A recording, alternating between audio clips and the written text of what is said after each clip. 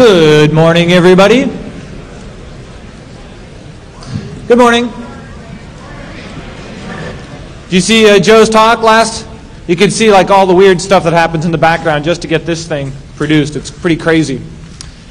Okay, I'm going to introduce our next speaker, Bruce Schneier. Many of you, I bet, subscribe to Cryptogram or read his website, or you see him quoted like maybe 4 or 5 times a day in various publications. I'm still trying to figure out where your doppelganger is, because I'm sure you've got somebody back in a room just like firing off quotes to the press, because by my count you live like 3 lives, right? I'm barely functional in one. You're flying around speaking everywhere, writing everywhere, he reviews restaurants and writes food review books. He has like a whole secret side to him. Just he's a foodie, in case you didn't know that. So he's got this whole foodie thing. I don't have enough time just to, watch reruns of Lost. Okay, so we're going to kick it off. Bruce is going to try a new format. It's just going to be questions and answers, and it'll last as long as you can keep coming up with interesting questions. Nothing stupid, please. He's a bright guy, and we don't want to slow down his brain. We've got to keep it running in top shape. We're all counting on him. So I want to introduce Bruce, and then we've got 2 microphones up here. We don't use wireless microphones at DEF CON, in case you we're wondering why. So if you can't yell, just walk up and use one of these microphones, so then everybody else can hear the question. Otherwise, he'll just repeat the question. Oh, and don't forget to turn off your phone, because, it's rude. So let's give a big hand to Bruce Schneier.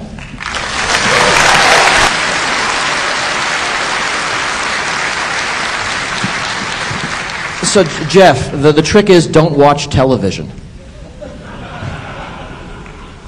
And I got secret lives I ain't even used yet. So, hi. What? Hi. Who are you? Never mind. Don't tell me. There are a lot of you and only one of me. That's actually probably best, otherwise it would be a lousy format. So, hi. Are there any questions? How did I come to Vegas? Yes. Actually, what he's asking about TSA. I don't know if people know. Actually, who here reads my blog? So maybe about half of you, maybe a third. Who here gets Cryptogram? The rest of you should. Cryptogram is really where I publish all of my essays and writings and such. It comes once a month in your email. It's, if you want to sort of know what I'm doing and writing, that's the place to get it. And over the past week, I've been publishing an interview with Kip Hawley. Kip Hawley is the head of the TSA. His title is TSA Administrator, which I kind of like. I kind of like that government understatement of title, like the Secretary of Defense, right? You think he takes the notes at the meeting. So he's a TSA Administrator. And in the months of May and June, we did an interview over email. On a lot of topics, and I got to ask him some really good questions. He gave some, answers that were at the same time surprisingly forthcoming, and impressively evasive. And I think the interview is worth reading. The last installment published today, and then there's a link on my blog to the entire thing, and that'll be in Cryptogram next month. So yes, I fly. I still fly. Actually, I flew without ID to get here. There's a paper in Minneapolis is doing an article on me and security and airline security, and they wanted to sort of get as sort of a human interest thing, me flying without ID. And if people don't know this, the TSA spends a lot of time convincing you that you need an ID to fly, which is of course nonsense, because lots of people lose IDs, and for the TSA to say, well, you've got your wallet stolen here in Vegas, and you have to stay here for another 25 days before the state of whatever mails you a replacement ID is just nonsense. That'll never happen. So you can, and I did this, and it's written up on the web in lots of places. Walk up to the airline counter, say, "Hi, I'm Bruce Schneier. I lost my ID." You actually say you're somebody else if you know they're flying, by the way, because no ID, right? They will print you the boarding pass. They'll write no ID on it. And you walk through security and you say, "Hey, I lost my ID." And then they put you through special screening. which in my case meant that you waited 10 minutes while they found somebody to do it. Then they put you through security, they wanded me, and they ran that explosive trace detector swab over my bags. So that was it. So if you're on the no-fly list, right, if you're so dangerous you can't fly, just lose your ID and fly in someone else's name. If you don't have a ticket and know somebody else's itinerary, just get to the airport early and then fly standby for an earlier flight, so you're gone by the time they get there. I'm just not impressed here. So anyway, there's an interview with Kip Hawley where I ask him basically these questions, like, are you defending us against terrorists that are too stupid to Google fly without ID? And he answers them more or less. So thank you for that question. Yes, you're up front, so I get to hear you. Those in the back, you can either sort of walk forward or shout or write on a piece of paper and pass it forward, or make up some other way if you got a megaphone. Yes.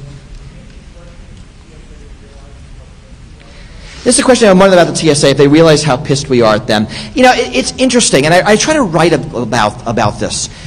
Security is, in a sense, a negotiation. What are you going to get versus what are you going to give up? And the important thing about negotiating for security is to understand where to negotiate. Right? You can go to someone and say, I want more security and I'll pay this. When you walk through airport security, there's no negotiating there. Right? The TSA employees are really just cogs in a machine. Right? You can think of them as parts of the security system. They are not decision makers. They are only autonomous in the narrowly defined ways they're allowed to be. You can't say, hey, this is stupid, I shouldn't have to do this. And my feeling is a lot of the TSA knows it's stupid. And I think we see that in the frustration. That when you see them being arbitrary or nasty or spiteful, I think a lot of it is their own frustration of being stuck in a system that isn't working, that isn't satisfying anybody's needs. And they can't do anything about it. They can't change it. They can't complain. They're kind of stuck being a part of the machine. And also, it's a stressful job. It's very similar. Here we are in Vegas. One of the toughest jobs here in Vegas is being a dealer. Being a dealer is incredibly boring. You have no idea how mind-bogglingly, numbingly boring it is to watch people gamble. And you have to pay attention, right? Because they might cheat. And there's lots of casino cheats. I've given talks in Hacking Las Vegas. And that's why when you see them rotate out so fast, even at a craps table where there are 5 people, they'll switch positions very frequently. And that's to keep them moving, to give them something different to do, to keep them alert. Because otherwise, they basically fall asleep in place doing their job. And they do it as a robot, and they don't notice anything. And being a TSA screener is kind of like that. Looking at that, and you'll see if you go through the checkpoints, look how quickly they rotate through the jobs of, walking the person through the metal detector and checking the lights up on top, or screening the bags, or doing some of the special processing, the additional screening. Or the guy who sits in front of the checkpoints with a box of baggies and says, "Do you need a baggie for your liquids?" This is a high-paid government employee giving away Ziploc bags. Or the one who just announces again and again, "Take off your shoes." And you just look at these jobs. These jobs are mind-numbingly boring, and yet if they're not alert, what happens is what we see happens. And you see surveys of, 70% of knives go through and 50% of guns go through. I saw a survey with 90% go through. And you wonder why. This is why. So, as much as I don't like it, as much as I think we deserve better, I can really understand some of the shitty treatment we get. Because, man, is that a hard job. Let's have a non-TSA question. I don't have a crypto question. Will VPN ever go away? No, because we all want to access remotely. Right? Security is not driven by security. It's driven by what we want to do. And one of the things we learn is that the stuff we build we're stuck with forever. So no, these protocols aren't going anywhere. I mean, you'll see better ones, because nice thing about a VPN protocol is you don't have to worry about too much about compatibility. And if your company decides to use proprietary VPN protocol X, you can just do it. Right? Everyone gets the client, and you enforce it to work. So you know that's a little better than 802.11. Right, where if I have now proprietary wireless on my computer, suddenly I can't log in anywhere. And being able to log in airports and Starbucks and various companies is part of the protocol. But no, there's such a need, especially now that more and more companies are going virtual. Someone asked me about hash functions. Anyone know what's going on about hash functions? All right, well that's not the question, but I'll do another question. A question is about SHA-1. SHA-1 is the NSA developed. This is actually kind of fun because it's NSA stuff, and when breaking NSA equipment's kind of like breaking alien technology, so you'll kind of feel kind of cool about it. Right? Because, I mean, it is like alien technology. It arrives on your planet sort of out of nowhere, and the manual's written in Klingon, and you can't read it. And you know, you sort of try to reverse engineer what these people could be thinking, because you have no idea, because they're basically alien mentality. And you know, you try to figure out what the NSA knows. So SHA was an NSA-developed algorithm over a decade ago. SHA-1 was a replacement, and it was, again, alien technology. When they gave us SHA-1, they said they did it to fix a vulnerability we're not going to tell you about. And we all felt pretty good when we found the vulnerability, right? Because once we knew to look, we started paying attention. Okay, what changed between SHA and SHA-1? SHA-1 is a good hash function. It's been around for a long time.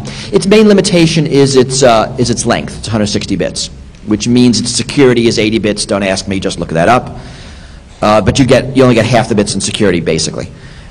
And it survived pretty well. Over the past few years, there's a phenomenal researcher out of China who has been basically beating at SHA-1 slowly, and she's finally got to the point where she has better than brute force attacks. You know, not yet feasible. I mean, still in the more computing power than we have on the planet stage. But you know, that's still pretty damn impressive, and we're all pretty damn impressed.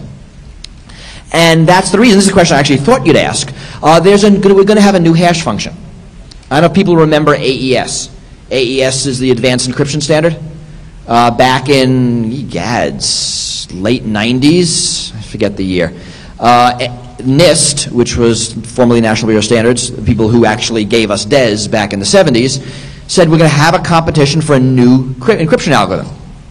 And it was great fun. I mean, it was basically the cryptographer's demolition derby. We all wrote our algorithms, put them in the center of the ring, beat on each other, and the last one left standing won.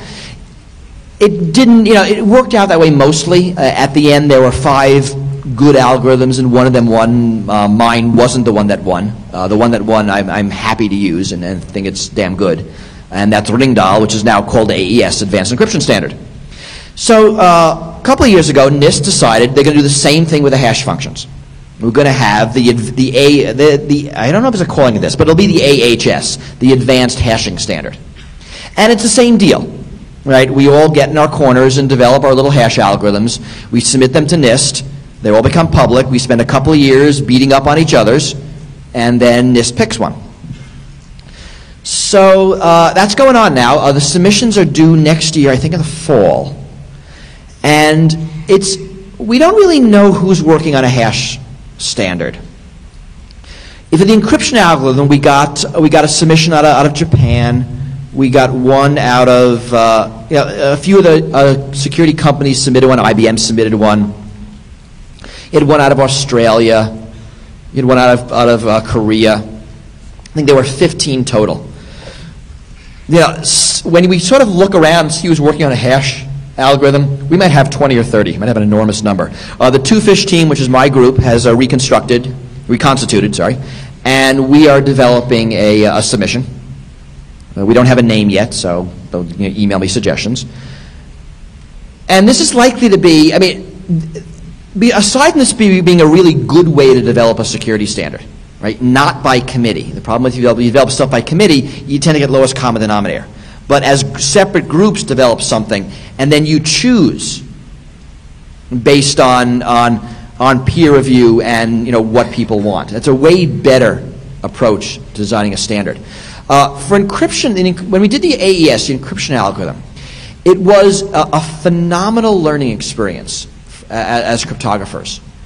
And it was interesting. I didn't expect it, but we as a community learned an enormous amount about how block ciphers work by going through this design process. I guess this is another NSA secret, we now know, that actually having these sorts, because we all did a lot of analysis and very little design.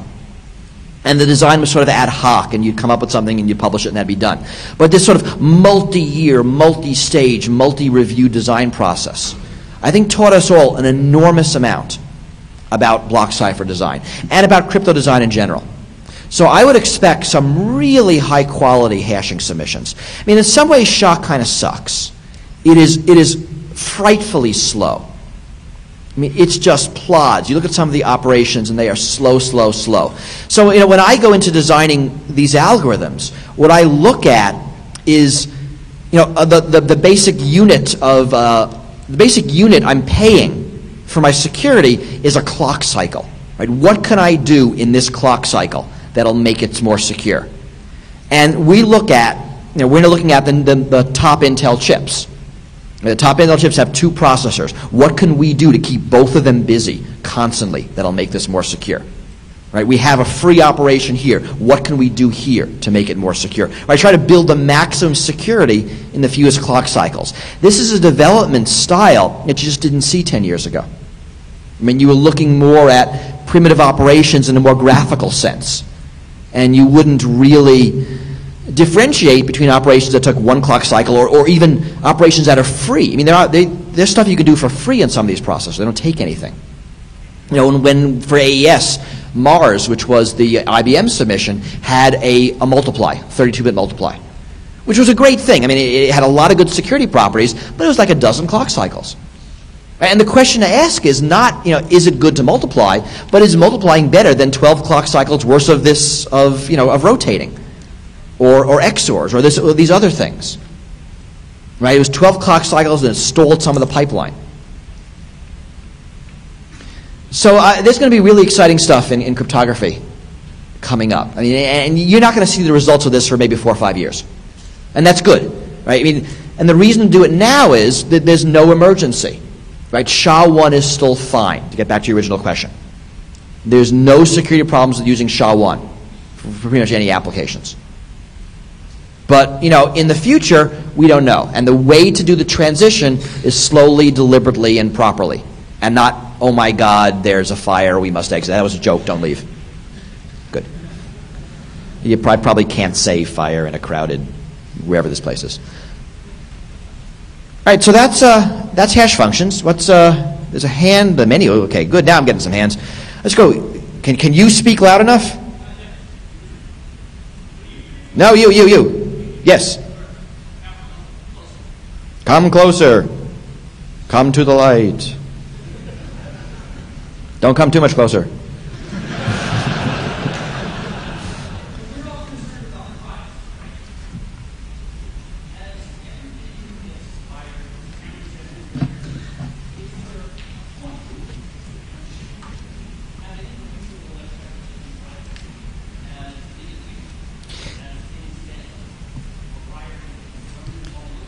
I assume people didn't hear that. The question was about privacy. And he's asking, as things get more wired, where's our expectation of privacy? What's going to happen in the future?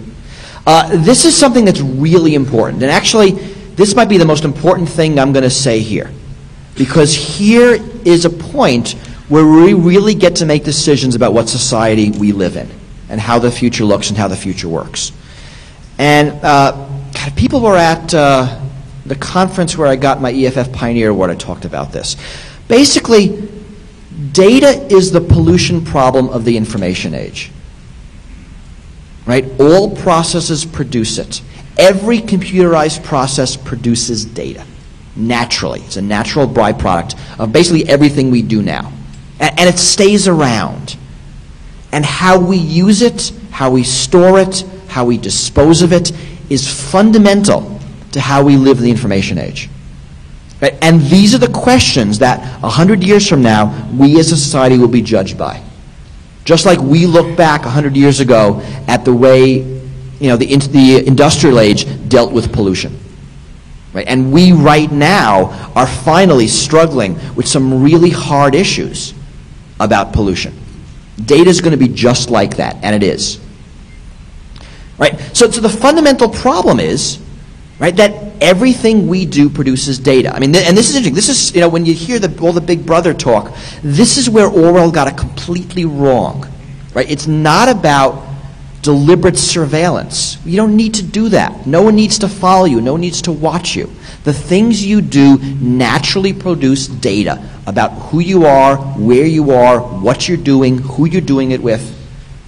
Right? And it's cell phones, and it's everything we do on the internet, and it's every financial transaction we make, and it's all the cameras. Right? It's absolutely everything. Right?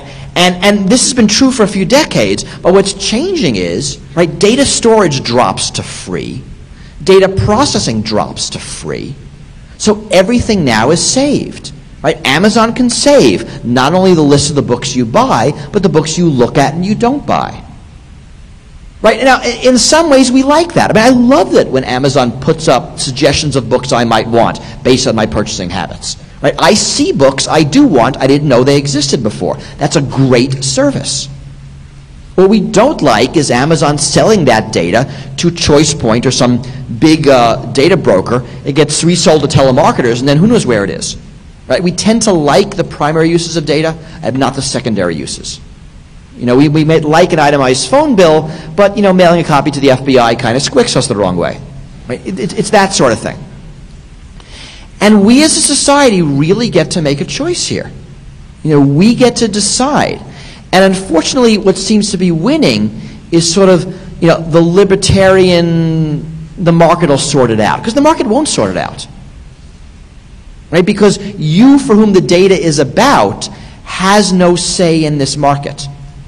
Right? According to the laws of the country, data about you isn't owned by you. Right? So when you make a phone call, you can record who you call and how long you talk. The phone company can. The phone company owns the data that they collect. You don't own it even though it's about you. They collected it. It happened in a transaction with you and the phone company. They own it. They can resell it. They can do whatever they want with it. Right? So if we're going to deal with it, and I think it's really important we do deal with this, because our notions of privacy are changing. Our notions of liberty, it's very fundamental to who we are. You said, this happens to me, and it probably happens to some of you at least. You're on the phone with somebody, and you're talking about something. Maybe you're talking about terrorism or some sensitive government thing. And one of you says, ha ha ha, I hope the FBI isn't listening. Right? And it's a joke, and it's a joke. But it sits in your head, and your conversation changes. Just the thought that you might be being observed changes what you do.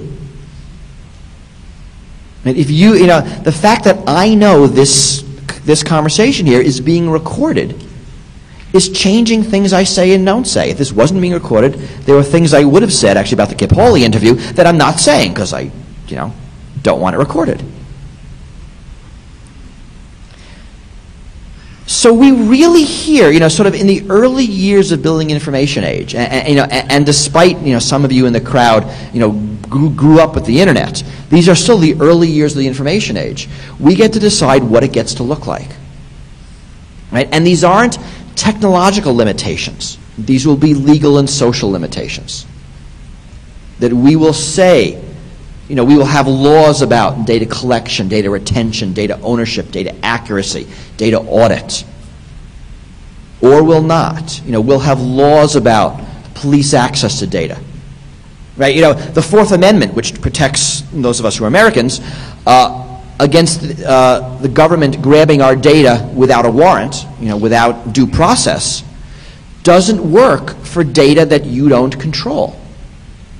Right? So, it's written in the Constitution to secure our persons and papers. But our papers aren't in our homes anymore. Right? Our papers are at our ISP. Right? Our papers are held by Google. Our papers are at our phone company. Right? It's our SMS messages. Those are our papers. But we don't have control of them anymore. So the Fourth Amendment doesn't apply. And recently there's been some court cases in here. This is where we as a society get to decide. And really, everyone here should be thinking about this. Because these are problems that in 2-3 decades, we will be looking back and saying, why didn't we think of this then? And some of them are hard. I'll give you one of the real hard problems, medical data. Medical data is incredibly personal and private, yet is enormously valuable in the aggregate. Wouldn't it be neat if everybody's medical data was anonymized and available to researchers everywhere? To do massive lifestyle studies or massive follow-on drug studies or environmental studies, to have that data. What are the effects of living near power lines? Well, let's pull the health records of everybody who's ever lived near a power line. That'd be neat. How do you do that, right? How do you maintain the personal privacy of your own health and at the same time get as much of the societal benefit of the aggregate data? This is hard. This isn't easy. Well, we're going to have to do it. Good question, by the way, wherever you went. I'm going to go to this side. There's a question over there, which I can barely see. Yes, you. You're holding something in your hand that's black. You must be loud. You must be louder.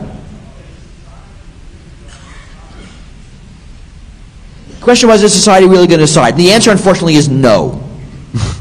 Right? We'd like it if society would decide. What's going to happen is we're going to get what happens naturally. Right? There's a sort of fetish belief that if you leave things alone, you get the best result. And some of it comes from libertarianism. Some of it comes from, the notion that if you touch it, you screw it up. I'm hoping people here have gotten beyond that. Larry Lessig's written an enormous amount about this. That a lot of people believe that the myth of the internet is it was left alone and it's why it's so cool. It's because it wasn't left alone is why it's so cool. But it was forced in a certain way. Probably not. Unfortunately, the powers in power, and I don't mean this partisan-like, I mean this sort of, in general, corporations like this free and open access to our data. They all do.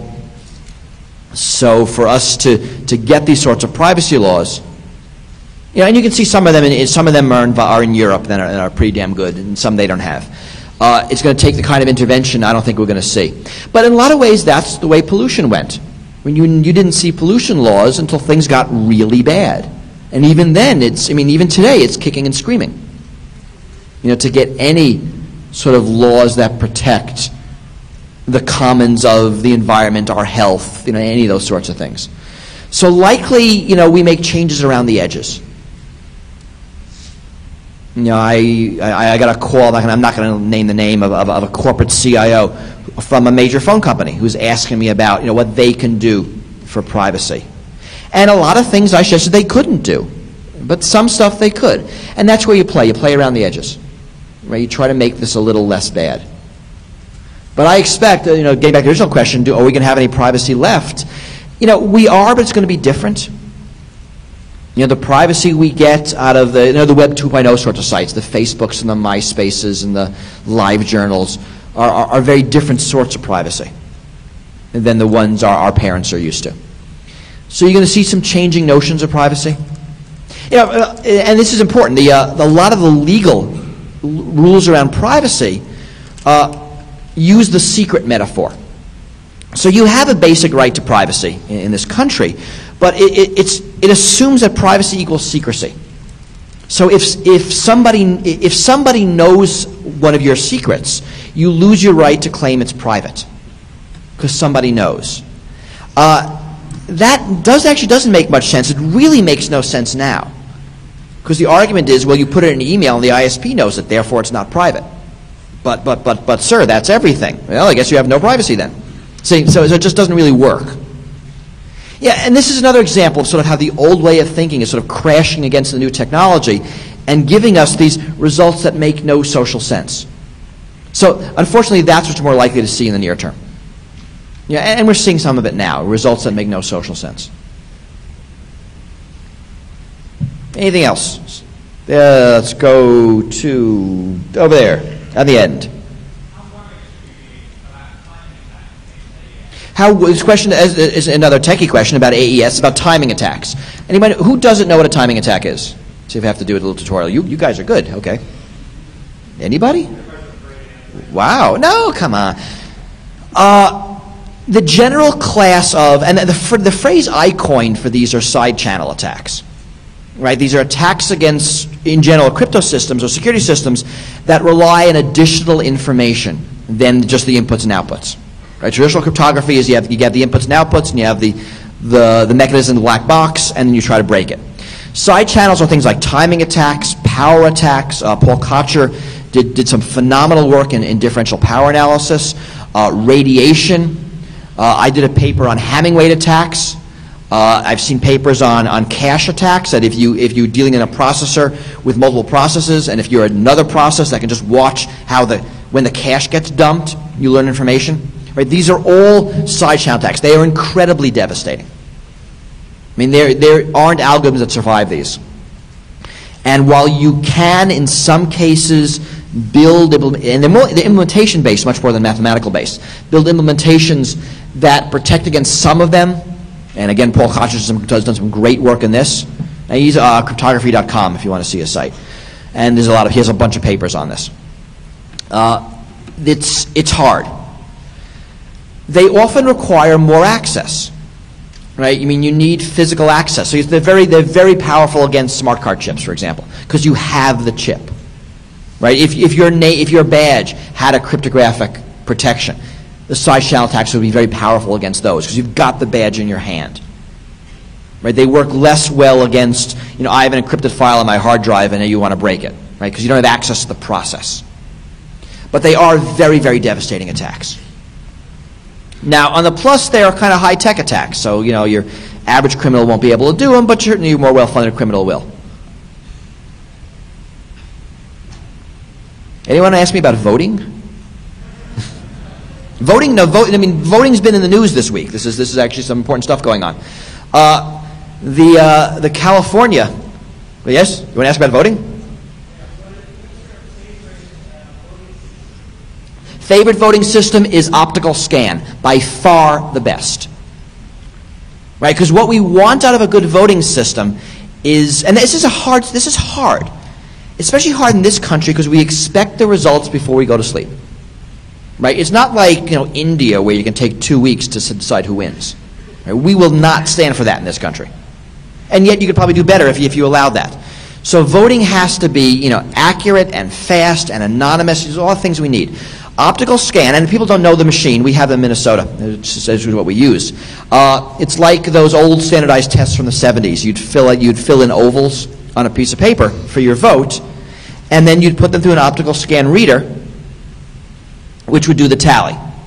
So it's nice. You have the piece of paper, and in my state, it's both sides. You put it through the reader, and the reader tells you at this point whether your vote was complete. So if you undervoted, right, if you voted in fewer elections that are on the ballot, right, your ballot's going to have 30, 40 different elections on it. Another reason American voting is so complicated. We vote for so many things at once, all different districts. So if you undervoted, it'll beep. If you overvoted, right, you voted twice, more than you should, it'll beep. And then you have an opportunity to take your paper back or say, never mind, let it go through. And then the tally happens in the machine, and the paper drops into basically a safe. Right? So what this does, it gives you automatic auditing, right? You have a paper audit trail, incredibly important, and you have the fast tally. So this system, really is the best one out there. And if you have any pull in recommending voting systems for your local county, city, state, whatever, government bodies selects them, optical scans are the machines to get. So that's the answer to your question. What's gone on this past week is we're starting to see the results from the California voting audit. State of California did a real-live review of 3 voting systems, a Sequoia system, an ESSS system, and I forget the third. And this was a real review. They got source code. They were able to do red team, let's get the machines and see what we can do types of analyses. The source code review, I think, showed up this morning or maybe last night on the California site. I blogged about it this morning. And Matt Blaze has a real good post about it. He was one of the teams. He was the head of the team that reviewed the Sequoia code. Really, they basically broke all of them. The other news is there's a new report from Florida on I think it's also a Sequoia system. where they did a source code review. So we're starting to see more of these. The annoying thing, and I wrote about this from the California review, is the conditions were really onerous. I mean, you had 1 month to do the review. The companies dragged their feet in releasing the source code so people had less time. They weren't forthcoming. And the state really didn't push. So while, and what I said is in a lot of ways we're lucky that these voting machines sucked so bad that the researchers found so many vulnerabilities in the short time they had. Next time you won't get so lucky. Let's face it, the bad guys aren't going to be limited to a month or 3 weeks. So while these are good steps, they're really only small steps. Brennan Center also released a new voting report on post-election auditing. So there's a lot of good stuff happening in voting security right now. This is also a tough problem. I mean, it's not, a lot of people compare this to ATM machines. It's not the way to think of it. I mean, voting is something that's incredibly important for like 1 week every 2 years. So it's really hard to get people trained on systems, get them familiar with them. I mean, user interface is extremely important and very different because you can't build a system with a learning curve, either for you, the voters, or for the election officials. I mean, you know when you go vote, and I hope you all vote. Right? The person behind the desk has no more experience than you do. Actually, being an election judge is fun, and it's another thing you can do if you're bored on election day. Sign up to be an election judge in your county, in your city. And you sort of see how this stuff works. You'd be kind of amazed. So that's what's going on in voting. All right, let's go to a question. No, there's a question right there. I can't hear a word you're saying. This is actually a really big room.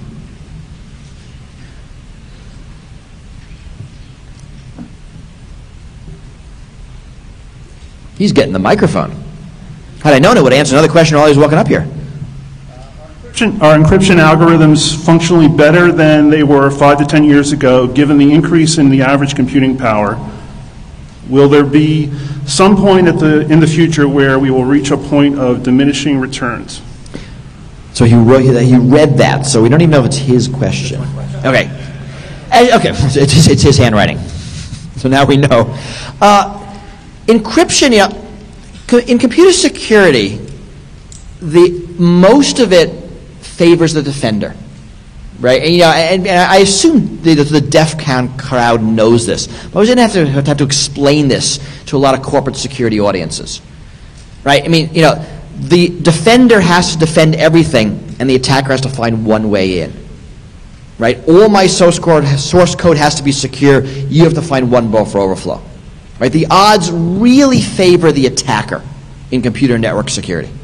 Which is, and this, because basically every system sucks out there. I mean, we break into everything. And so there's a natural flow towards the attack, towards the attacker. Cryptography is the exception. In cryptography, the math favors the defender. I mean, think about it very basically. If I add 1 bit to my key, I double my key space, right? It makes the attacker do twice as much work to break the key. But for the defender, I have to do 1/nth additional encryption work, más o menos, so 64-bit or 65-bit, right? So if I take my key, let's say I have a 64-bit key and I double the key at 128 bits, I have to do twice as much encryption work, more or less, maybe 4 times. I mean, but there's some small linear increase. But for the attacker, the increase is 2 to the 64th in work. Right? So you get an enormous benefit. And when you look at AES with a 128-bit key, I mean, brute forcing it is more computing power than there is on the planet in the foreseeable future. So it's not like you reach the point of diminishing returns. It's that you reach the point of who cares. Right? His question was, are encryption algorithms more secure today than they were 5 years ago? And the answer is, who cares? Right? Because the encryption algorithms are so much more secure than every other aspect of the encryption system that's not where you're going to break it. I mean, there's been a couple of articles recently that are coming up in court cases on how the FBI breaks into PGP encrypted traffic. And it's kind of interesting. They don't break PGP. They install a keyboard logger. Right? Who gives a damn how many bits the encryption algorithm is? Or look up Access Data. Access Data is a company in Utah. It's a really cool company. And they build cracking software for pretty much every encryption algorithm. Go look them up. And you can buy modules for PGP and for PKZip and basically any encryption program out there, they make an encryption module for. They don't break the cryptography. They don't brute force the key. Right? They try the keys in most likely key order. You know something? In their list of the top 100,000 possible keys, break a good quarter of every instance out there. Their record is basically 60%. What they do, and this is phenomenal, that if they get, usually they do a lot of sellouts off the FBI. And so what happens is the FBI, comes into your house and they take your hard drive and it's got encrypted files on them and you're of course an unsavory character and the FBI wants to read them. So they go to Access Data and say, can you read these? What Access Data does is they take your hard drive, suck down the entire thing and build a database of every single printable string on your hard drive.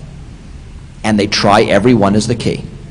And guess what? I mean, they're running Windows, and Windows, shoves stuff into cache, and it ends up at the tail end of some MS Word file, and 4 years later, it's still sitting there. And what it was the screen image of that was where your key was, or it was, or something else. And they have an enormous success doing that. So here you have a really good encryption product being broken by, the memory management features of the OS. Right? This should piss you all off. Right, but that's what happens. So the key length is the wrong discussion to have. What I like to say, it's like, we're putting a huge stake in the ground, hoping the enemy runs right into it. And we can argue whether the stake should be a mile tall and a mile and a half tall, but honestly, the enemy's going to walk around the stake. Right? The crypto is so much better. And whether it's the user interface, whether it's the key management, whether it's the computer security, the network security, something else is going to break first. Whenever I do analyses of encryption products, I pretty much break all of them. I never break the cryptography. Even if the cryptography sucks, it's not worth bothering. Something else sucks more. Right? And that's annoying, right? Because what I said was that cryptography favors the defender. Unfortunately, the weak links is where it favors the attacker. And that's why you see the FBI reading PGP traffic all the time. PGP is great, but the FBI just goes around it. I see it because I do a pretty complex encryption management system on my laptop. So I take my laptop to lots of countries, and I don't want some border crossing to get ugly, or I lose in a hotel room, or who knows what. And I'm constantly thinking about it, and realizing I type my key in, every time, and when is it going to be swapped into cache? How often do I have to scrub the free space on my hard drive to get it out of there? What works? But these are the things to start thinking about. I used a question about my process with my laptop. And actually, someone asked me this in email and said I should do a blog post on this, so I will. But basically, I use PGP disk. Encryption is all about trust. You must trust the people, and I know the people at PGP. I know John Callis and the guys there, so I trust him and his team. And I basically divide my hard drive into the things I need immediately and sort of the long-term storage. The only thing I'm not secure against is someone grabs my laptop out of my hands while I'm using it. Right? It doesn't have that sort of on-the-fly, erase stuff or encrypt stuff. But if it's closed, if it's hibernate or sleep, everything's good. But I set tiers of longer term and short term storage. Stuff I need, let's say once a week, I encrypt with another key and just sits in some back file somewhere. It's encrypted zip archives, and I only pull them out when I need them.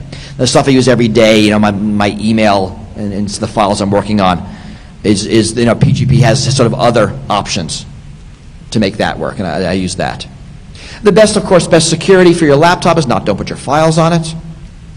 I'm amazed how many people carry everything they've ever written on their laptop, or even worse, on a USB dongle. I mean, this is the problem of ever smaller devices. We are keeping more and more sensitive stuff on ever smaller and easier to lose things.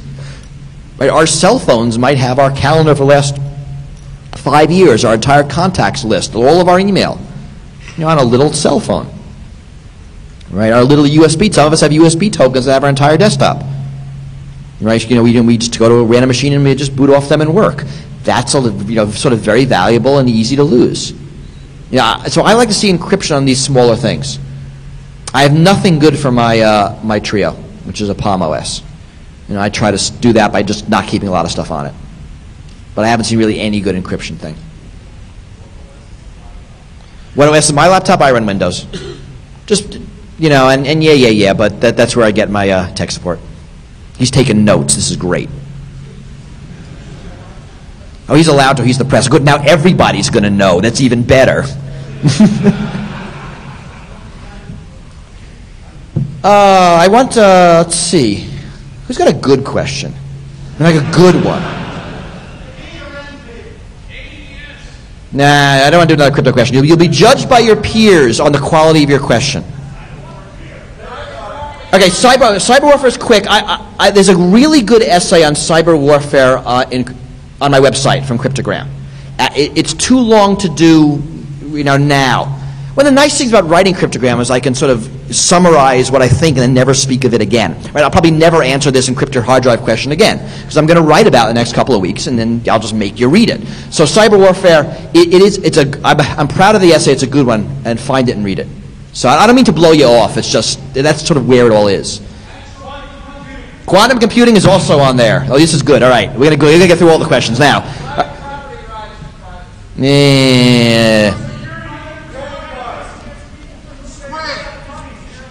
Wow. Security vendors protecting us from people they accept money from. I wrote about that. And this is sort of the question is, will your antivirus software ever tell you about the FBI Trojan on your computer? You kind of want to know that, don't you? Right? Maybe you should buy your antivirus software from the guys in Finland because they're less likely to, I don't know. Yeah, that's a big one, right? And we saw that, I wrote about that with the Sony case, when the Sony built that Trojan. And Symantec and all the others basically were told to ignore it, and they did. Right? So there's a whole lot of stuff going on there. All right. I didn't know what there was. I think they did. It was kind of hard you couldn't get straight answers out of them of whether they actually colluded on purpose or by accident. It seemed like collusion on purpose. All right, I got time for one more question. So there was a woman I heard back there. Say the word again? Virtualization. What do you want me to know about it? The security implications? I mean, it's like anything else. As soon as you build, right, complexity is the worst enemy of security. As soon as you build an extra complexity, you have to secure it, right? And it's hard to do. So there's going to be all sorts of security holes, just like you have it in everything else. So before you leave, I want to remind you again, if you don't get Cryptogram, go to Schneier.com, sign up, or get it in blog form. The mailing list goes to absolutely nobody. I built it so I don't even get to see it. I'm sorry? I doubt it. No. So supposedly, I was told there's going to be a Q&A session after my Q&A session, which seems redundant, but maybe I'll ask you questions or something. And I don't know where it is, but I was told a guy with a hat would take me there. Now this is entertaining. Enjoy your conference.